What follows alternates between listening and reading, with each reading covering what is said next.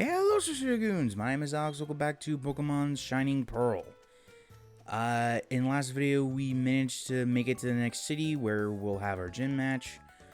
But for now, I decided to do a little bit of level grinding because Tor is almost ready to evolve, and he is gonna carry us a lot in the next gym. But we'll get to that later. But so, at the time of recording the audio, it is November 6th.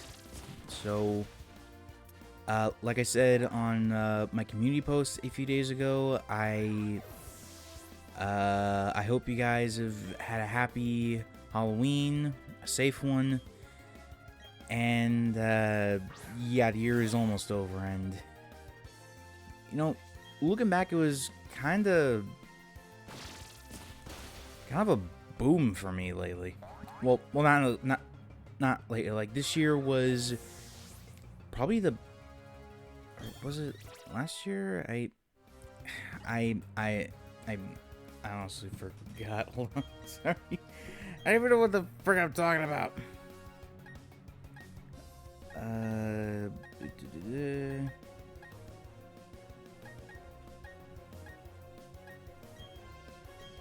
Sorry, I'm trying to get my facts straight. It ain't really working all that well. Yeah, here we go. Okay, so it was a year ago. Whoops. But anyway, so I ignore what I said earlier, but anyway. So, you're probably asking, well, why am I keeping this particular match in? Well, simply put, that's because it had a different form of Shellos. It was the EC, I believe it was. The blue and green one. I think that version is vastly superior to the pink version, but that's just because I like blue. Plus, I think both designs for the pre-evolution and the actual evolution are really good. So, you know. But it was after this match that we have Tor finally evolving. And, he's going to carry in this next gym because it's a water gym. And here we have the boy, Torterra.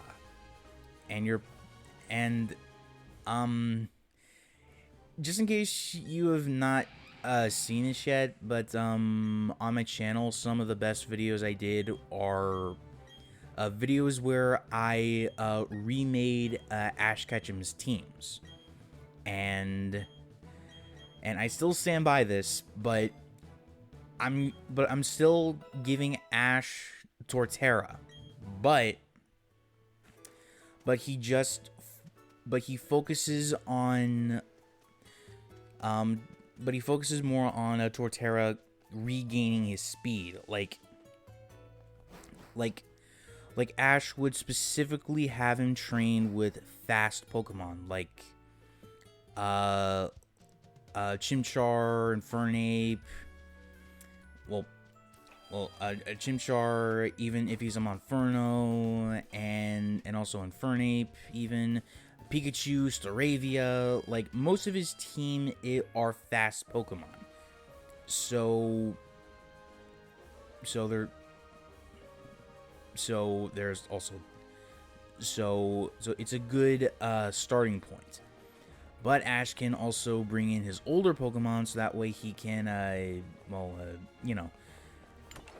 so he can train him a little bit better. Now, I'm also not gonna get rid of I believe it was any battles in here, because I would have to battle these guys either way. So, you know, it doesn't make sense to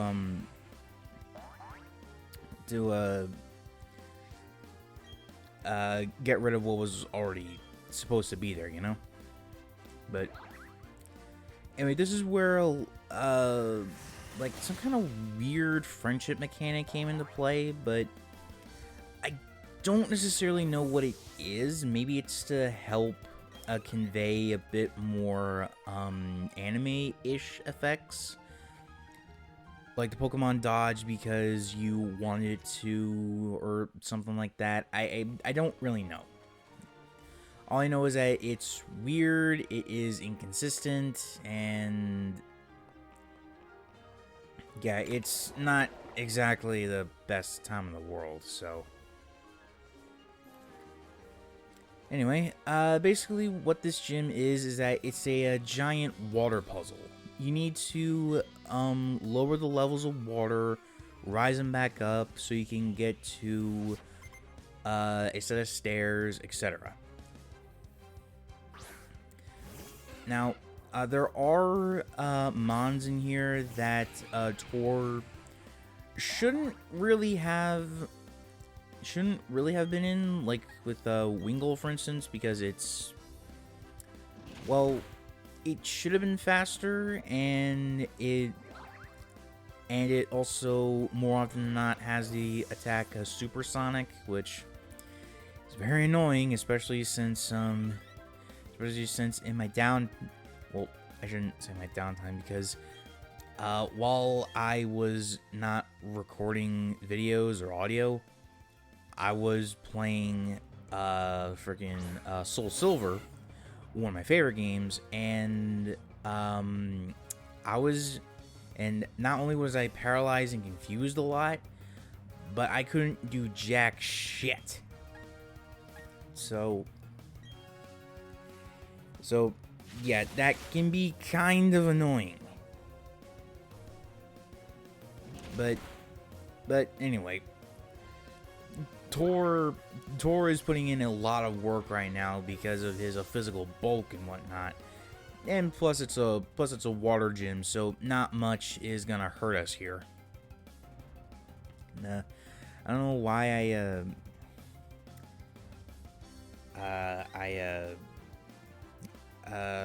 I dragged that out for a bit. I really can't say because it's been a hot minute since I actually looked at this footage or actually played the game, so yeah, it's kind of whatever. So basically how this works, alright, so how the buttons work is that the orange one is at the lowest level, green is standard, and blue is the highest level. And since you can't walk on water, you need to walk through the bridges. Now, it's not a complicated puzzle, not at all, but it can be a little awkward. Okay, so right here is one of the biggest FUs in the entire game, because so this is a water gym, right? And you would think that because of that, every Pokemon here is going to be water. Well, no. That Pokemon is called Azurill, and it evolves into a water type. As it is, it's a normal fairy type. But the Pokemon that is a water type, as soon as we'll there it is, Meryl. Or wait a sec, is that Pika Blue? Sorry. For those who don't know, back in the very, very early days of Pokemon, right before Gen 2 came out, I believe, there was a rumor that you could have Pikachu. Well, there was some kind of rumor involving a blue Pikachu, and it was nicknamed Pika Blue. But it turned out to be Meryl, the water mouse, instead of the electric mouse. So yeah, that's something. Anyway, but I actually do like the Meryl lineup. I really do. I think it's very cute. I think that it's really, really good with the fairy typing, you know, having a play rough, access to dazzling gleam and all that stuff. And I'm not a competitive guy, but I hear that Gen 5 is where it started to get really good in terms of competitive battling, and Gen 6 onward just helped it out a lot more. Now, there is a reason why I switched over to Christy here, because Gyarados is a water flying, and I could use Bite, but Intimidate cut my attack power in half. So I had to, and thankfully Christy can learn Thunderbolt, which is neat. Oh, and Falcon is almost ready to evolve too. That's nice. Oh wait, now we get freaking Barboach. Now, Barboach is kind of a rare water occurrence where he's a water ground type. Now, he was not the first one, okay? He was not the first water ground in existence, but comparatively speaking, it's kind of rare to find one. You know, like, I can count on one hand the amount of Pokemon that actually are water ground. But yeah, Barboach evolves into a Whiscash, which is a pretty bulky water type, all things considered.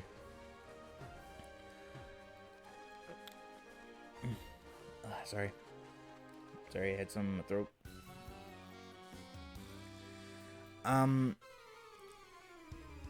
But I've never really used it myself, so I wouldn't know all the ins and outs of it.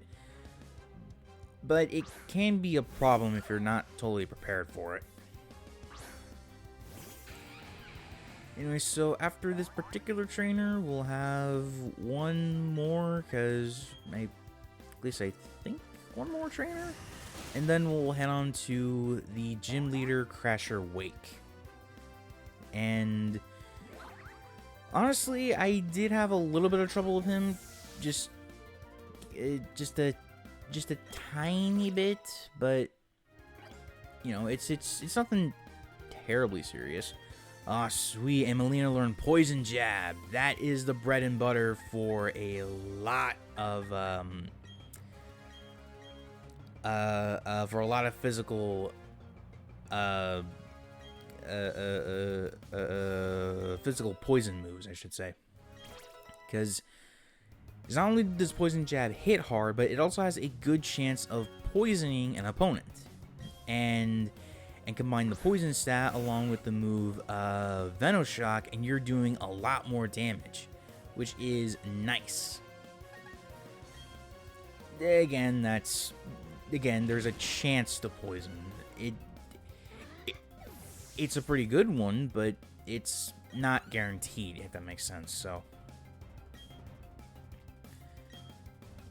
it's. And also, are they using different kinds of Pokeballs? I can't really tell, but anyway.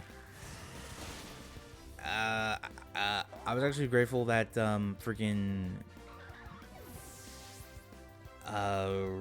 Razor Leaf was hitting as often as it was, because you know it does have a chance to miss. So yeah, that's one of the reasons why it's not my favorite attack, but it's still there. Oh no wait, I just go to Wake already. Don't. Oh yeah, that's right.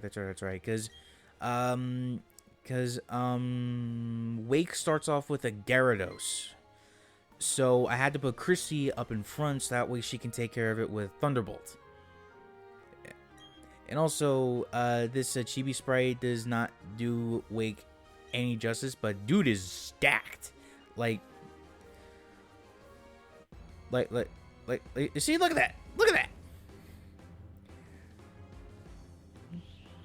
Dude could fold me like a lawn chair on Thanksgiving. Jesus Christ. And here we go with Gyarados. His lead. And it's a pretty intimidating one, too. You see what I did there? Shoot. Oh well. Anyway, this false dragon goes down to like one thunderbolt, because freaking, while it's not a dragon, it's still in a dragon egg group and looks like a dragon, which really makes me wonder, why the hell was it not a dragon in the first place? God damn it, Game Freak. Like seriously, like, why is it part flying? I don't understand that. Ugh. But now we have Quagsire. Giggity. No, not Quagmire, Quagsire. This is the other, well, actually, he's the first water ground, or, well, one of the first. Because I don't remember if Wooper was part ground. I want to say he was, but yeah, anyway, he's not that big of a threat, but what is a threat is his Floatzel, which has Ice Fang, and that move's nasty. It's very nasty. So my plan was to go for a Razor Leaf, hoping to outspeed, but Ice Fang got me instead, and Razor Leaf freaking missed. So, Jesus Christ, the freaking motorcycles, goddamn. Sorry about that, it's part of living out here. So what I decided to do was put Melina in there to basically do a bait and switch. And she was frozen, which is not the worst thing in the world, because, you know, the black sludge heals. But I really needed to heal Tor, because because I don't know why, I just wanted him to finish this gym. I honestly don't know why. And the dude made the worst play he could with Brine, because Dry Skin freaking heals me if you use a water move. But yeah, I had to sacrifice Melina for this one, because there was no way Tor was going to be able to finish it by himself. But thankfully, this is not a Nuzlocke. I refuse to do a Nuzlocke. I refuse. Okay? Just, no.